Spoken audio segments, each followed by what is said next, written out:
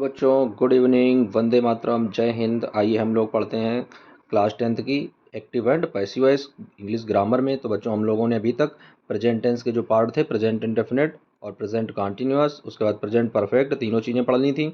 अब देख लेते हैं बच्चों, पास्ट में पास्ट इंडेफिनिट पढ़ चुके थे, पास्ट कॉन्टिन्यूअस भी हो गया था। अब जो नंबर आता है वो है पास्ट परफेक्ट का। तो बच्चों एक्टिव एंड पैसिव वॉइस में हम लोग आज क्या पढ़ेंगे? आज पढ़ेंगे पास्ट परफेक्ट टेंस की पैसिव वॉइस, यानी पास्ट परफेक्ट टेंस की पैसिव वॉइस किस तरीके से बनाते हैं। तो आज पास्ट परफेक्ट टेंस की पैसिव वॉइस देखेंगे। अब बच्चों आइए देख लेते हैं क्या दिया गया। सबसे पहले दिया गया अफर्मेटिव सेंटेंस। जैसा कि हम लोग जानते हैं कि अफर्मेटिव सेंटेंस को हिंदी में क्या बोलते हैं? हिंदी में बोलते हैं तो अफर्मेटिव सेंटेंस को साधारण वाक्य।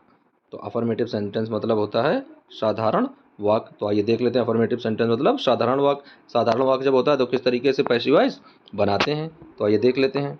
तो इसमें दिया गया है सबसे पहले हेल्पिंग वर्ब दी गई है। हेल्पिंग वर्ब मतलब होता है सहायक क्रिया। सहायक क्रिया क्या प्रयोग करते हैं? हैड बीन लगाते हैं। और मेन वर्ब की सदैव थर्ड फॉर्म का प्रयोग करते हैं। और वैसे भी पैसिव वॉइस में क्या करते हैं? सदैव मुख्य क्रिया की तीसरी अवस्था का प्रयोग करते हैं। अब आइए देख लेते हैं इसका रूल। तो बच्चों इसका रूल दिया गया, इसका नियम दिया गया। सबसे पहले क्या करते हैं? ऑब्जेक्ट बनाते हैं, ऑब्जेक्ट को रखते हैं। उसके बाद में ऑब्जेक्ट के अकॉर्डिंग हैड बीन लगाते हैं। अब बच्चों यहाँ पर देख लेते हैं, यदि यहाँ पर ऑब्जेक्ट सिंगुलर हो या प्लूरल हो कोई फर्क नहीं पड़ता, क्योंकि यहाँ पर सहायक क्रिया क्या लगेगी? सभी में हैड बीन ही लगेगी। उसके बाद में वर्ब की थर्ड फॉर्म का प्रयोग करेंगे। उसके बाद में बाई लगाकर सब्जेक्ट लिखेंगे। अब आइए देख लेते हैं इसका एक एग्जाम्पल देख लेते हैं किस तरीके से ये बनाए जाते हैं। तो देख लेते हैं, पहला एग्जाम्पल दिया गया, they had completed their work. तो यहाँ पर देखते हैं क्या दिया गया? Their work. तो ये ऑब्जेक्ट है तो ऑब्जेक्ट यहाँ पर रख देंगे तो क्या आ जाएगा? Their work. उसके बाद में सहायक क्रिया हैड है तो हैड आ जाएगी। उसके बाद में बीन अपने मन से लगाएंगे, बीन। उसके बाद में कंप्लीटेड ऑलरेडी थर्ड फॉर्म है तो यहाँ पर भी थर्ड फॉर्म वही लिख देंगे, कंप्लीटेड बाई। दे था तो दे को दे में बदल देते हैं। तो इस तरीके से बच्चों पैसिव वॉइस बना लेते हैं। अब आइए देख लेते हैं दूसरा एग्जाम्पल। तो बच्चों दूसरा एग्जाम्पल दिया गया, Radha had done her work in time. तो अब देख लेते हैं ये किस तरीके से बनेगा। तो इसका मेन ऑब्जेक्ट क्या है? हर टाइम। तो यहाँ से बनाएंगे, सॉरी हर वर्क, तो यहाँ पर आ जाएगा हर वर्क। उसके बाद में हैड दिया गया तो हैड बीन। डन दिया गया ऑलरेडी थर्ड फॉर्म है तो डन आ जाएगा। उसके बाद में इन टाइम दिया गया यानी समय पर, तो इन टाइम बाई राधा। तो इस तरीके से इसकी पैसिव वॉइस बन जाएगी। अब आइए देख लेते हैं अगला नियम। तो क्या दिया गया है इसमें? दिया गया she had gone to Prayagraj before you came. अब देख लेते हैं इस सेंटेंस को किस तरीके से पैसिव वॉइस बनाते हैं। यानी दिया गया she had gone to Prayagraj, यानी शी माने वह, हैड गोन माने जा चुकी थी, प्रयागराज माने प्रयागराज यानी वह प्रयागराज जा चुकी थी। बिफोर पहले, यू केम तुम्हारे आने से पूर्व वह प्रयागराज जा चुकी थी। ये सेंटेंस है। अब इसकी पैसिव वॉइस किस तरीके से बनाते हैं तो देख लेते हैं। मुख्य ऑब्जेक्ट जो है वो क्या दिया गया है यहाँ पर? मुख्य ऑब्जेक्ट जो दिया गया है वो दिया गया है प्रयागराज। तो यहाँ पर क्या करेंगे? मुख्य ऑब्जेक्ट जो है प्रयागराज तो प्रयागराज लिख देंगे। उसके बाद यहाँ पर हैड सहायक क्रिया दी गई है तो हैड बीन जोड़कर बना देते हैं। गोन ऑलरेडी थर्ड फॉर्म होता है तो गोन ऑलरेडी यहाँ पर थर्ड फॉर्म के रूप में है तो गोन लिख देंगे। उसके बाद में बाई कौन जा रहा है? सी, तो सी को क्या में बदल देते हैं हर। उसके बाद में आगे वाला जो सेंटेंस होता है उसको सेम जैसा है वैसा ही नोट कर देते हैं तो बिफोर यू केम। या फिर बिफोर को अगर चाहें तो बिफोर को एगो में बदल सकते हैं, यानी बिफोर को क्या में बदल देंगे? एगो में बदल देंगे, ए जी ओ। अगर चाहें तो, नहीं तो बिफोर को बिफोर में भी रहने देंगे तब भी पैसिव वॉइस सही मानी जाएगी। अब आइए देख लेते हैं इसका अगला नियम, यानी निगेटिव सेंटेंस। तो बच्चों निगेटिव सेंटेंस को देख लेते हैं। निगेटिव सेंटेंस में क्या होता है? निगेटिव सेंटेंस में इसको बोलते हैं हिंदी में नकारात्मक वाक्य। तो ये जो है ये है नकारात्मक वाक्य। तो इस तरीके से निगेटिव सेंटेंस को बोलते हैं नकारात्मक वाक्य। अब इसकी हेल्पिंग वर्ब देख लेते हैं। तो हेल्पिंग वर्ब क्या है? Had been. यानी अब निगेटिव है तो यहाँ पर बच्चों नॉट बीच में जोड़ देंगे, यानी जहाँ हैड दिया गया है इसके बीच में क्या करेंगे? नॉट और लगा देंगे। तो क्या आ जाएगा? Had not been. Main verb की सदैव थर्ड फॉर्म लगाएंगे। रूल देख लेते हैं किस तरीके से इनको बनाते हैं। तो देखो रूल दिया गया है ऑब्जेक्ट, उसके बाद में हैड नॉट बीन, उसके बाद में वर्ब की थर्ड फॉर्म, उसके बाद में बाई लगाकर सब्जेक्ट लिख देते हैं। अब आइए देख लेते हैं इसका एग्जाम्पल एक। तो एग्जाम्पल दिया गया you had not played the hockey. तो अब देख लेते हैं किस तरीके से बनेगा। तो द हॉकी दिया गया, ये ऑब्जेक्ट है तो इधर आ जाएगा द हॉकी। उसके बाद में हैड नॉट है तो हैड नॉट। देख लेते हैं यहाँ पर नॉट लगा और यहाँ पर गलती से नॉट जो है वो छूट गया है। तो ये बच्चों इसको सही कर लेते हैं। तो यहाँ पर देख लेते हैं बीच में क्या करेंगे? नॉट जोड़ लेंगे। तो क्या आ जाएगा? यहाँ पर हैड नॉट है तो यहाँ पर लिख देंगे the hockey had not been played by you. और इस तरीके से ये पैसिव वॉइस बन जाएगी। यहाँ पर नॉट जरूर रखेंगे याद रखने के लिए, इस तरीके से लिख लेते हैं नॉट आ जाएगा, क्योंकि यहाँ पर नॉट दिया गया है और यहाँ पर किसी तरीके से टाइप करने में वो चीज़ें छूट गई हैं। तो अब आइए देख लेते हैं इसका दूसरा एग्जाम्पल। बच्चों इसका दूसरा एग्जांपल दिया गया है, कृपा हैड नॉट हेल्प्ड हर। उसके बाद दिया गया बिफोर यू वेंट। अब देख लेते हैं किस तरीके से बनाया जाएगा। तो यहाँ पर ऑब्जेक्ट क्या दिया गया, हर, तो हर का सब्जेक्ट बन जाएगा शी। उसके बाद में हैड नॉट बीन। उसके बाद में हेल्प्ड बाई, कृपा। उसके बाद में क्या दिया गया, बिफोर, तो बिफोर की जगह बिफोर और यू वेंट। अभी हमने क्या बताया था, बिफोर को यदि चाहो तो कहाँ बदल सकते हो, एगो में।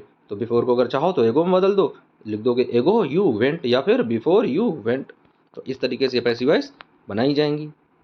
अब आइए देख लेते हैं तीसरा एग्जाम्पल। तो दिया गया the players had not one the match before sunset. तो अब देख लेते हैं किस तरीके से बनेगा। तो यहाँ पर क्या दिया गया, द मैच, तो ये ऑब्जेक्ट का कार्य करेगा द मैच। उसके बाद में हैड नॉट दिया गया तो had not been. One already third form है तो वन ऑलरेडी यहाँ पर थर्ड फॉर्म की थर्ड फॉर्म लिख देंगे, बाई द प्लेयर्स।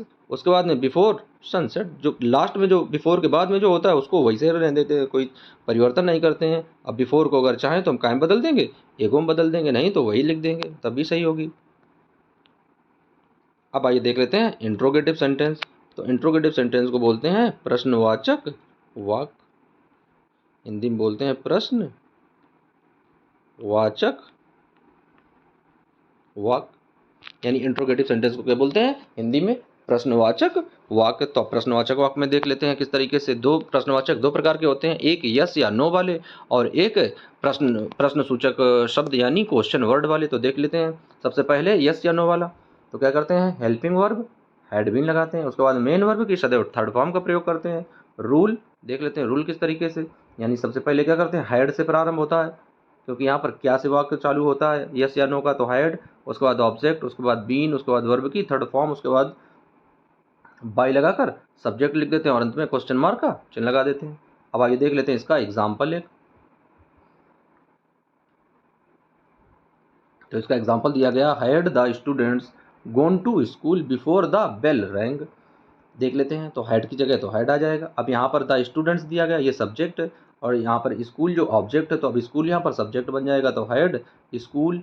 उसके बाद में बीन, गोन की जगह गोन आ जाएगा, by the students before the bell rang. Before की जगह अगर चाहो तो इसको एगो में बदल सकते हो, बाद बाकी सारी चीज़ें वही रहेंगी। अब आइए देख लेते हैं अगला एग्जाम्पल। तो अगला एग्जाम्पल दिया गया बेटा, दिया गया Harish had Harish cooked the food. अब देख लेते हैं, तो हैड की जगह तो हैड आ जाएगा। उसके बाद में द फूड दिया गया, यहाँ पर ऑब्जेक्ट है तो यहाँ पर आएगा तो ये सब्जेक्ट बन जाएगा, तो had the food been cooked by Harish. तो इस तरीके से ये बना लेंगे। अब आइए देख लेते हैं अगली पैसिव वॉइस किस तरीके से बनेगी। तो देख लेते हैं, दिया गया had Kavita not solve the questions before mother केम। अब देख लेते हैं किस तरीके से बनाएंगे। तो हेड की जगह तो हेड आ जाएगा जब इसको बनाएंगे इस तरीके से, जब बनाएंगे तो हेड की जगह तो हेड आ जाएगा। उसके बाद में द क्वेश्चन यहाँ पर ऑब्जेक्ट दिया गया, यहाँ पर आकर सब्जेक्ट का कार्य करेगा। उसके बाद देख लेते हैं नॉट दिया गया तो नॉट आ जाएगा, बीन लग जाएगा बाद में। सॉल्ड ऑलरेडी थर्ड फॉर्म है तो सॉल्ड यहाँ पर भी थर्ड फॉर्म का प्रयोग करेगा, तो सॉल्ड आ जाएगा बाई। कविता दिया गया है यहाँ पर सब्जेक्ट के रूप में, यहाँ पर ऑब्जेक्ट बन जाएगा कविता। बिफोर मदर केम, तो बिफोर मदर केम, बिफोर को चाहे तो एगो लिखें या तो फिर बिफोर रहने दें, कोई दिक्कत नहीं। मदर केम, तो इस तरीके से पैसिव वॉइस बन जाएगी।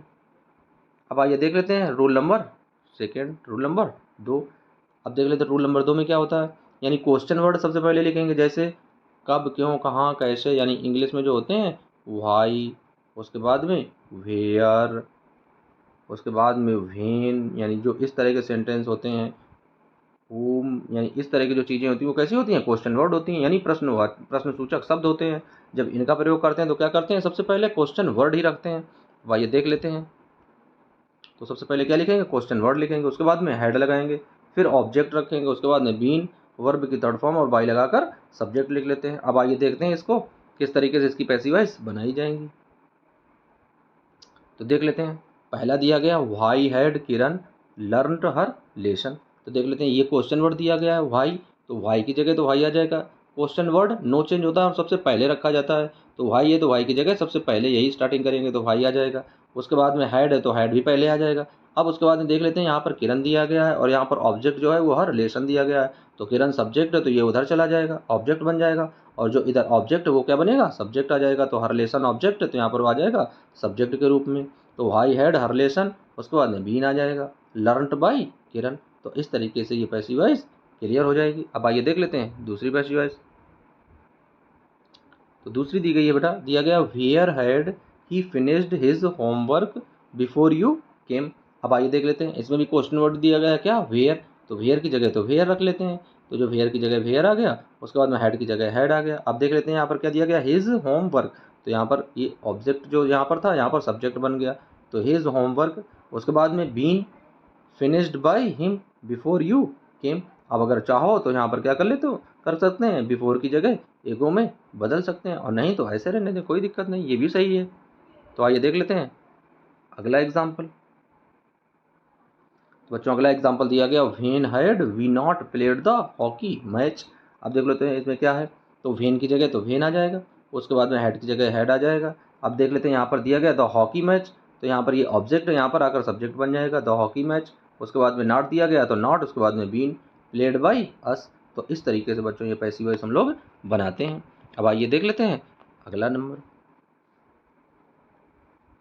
तो चौथे नंबर पर दी गई है, दिया गया हु हैड ब्रोकन द जग। ये बहुत इंपॉर्टेंट है, किस तरीके से बनाएंगे, तो आइए देख लेते हैं। तो हु को कहाँ में बदलेंगे, बाय हुम में, उसके बाद में हेड की जगह तो हेड आ जाएगा, ये ऑब्जेक्ट दिया गया द जग, यहाँ आएगा तो सब्जेक्ट बन जाएगा द जग, उसके बाद में बीन लगाएंगे, उसके बाद में ब्रोकन कर देंगे, क्योंकि सारी क्रिया क्या होती है पास्ट परफेक्ट की, हैड बीन, तो हैड यहाँ पर आ जाएगा, तो यानी सब्जेक्ट, यानी जो यहाँ पर ऑब्जेक्ट है सब्जेक्ट बनेगा, सब्जेक्ट के बाद में बीन रखते हैं, तो इस तरीके से पैसिव वॉइस बनाई जाएगी। अब आइए देख लेते हैं लास्ट। तो उसमें दिया गया हु हैड कॉल्ड यू, तो देख लेते हैं, तो हु को कायम बदल देते हैं बाय हुम में, उसके बाद में हैड की जगह तो हैड आ जाएगा, उसके बाद में यू दिया गया है तो यू की जगह यू आ जाएगा, उसके बाद में बीन और कॉल्ड ऑलरेडी थर्ड फॉर्म है, तो यहाँ पर कॉल्ड कर देंगे, थर्ड फॉर्म आ जाएगा।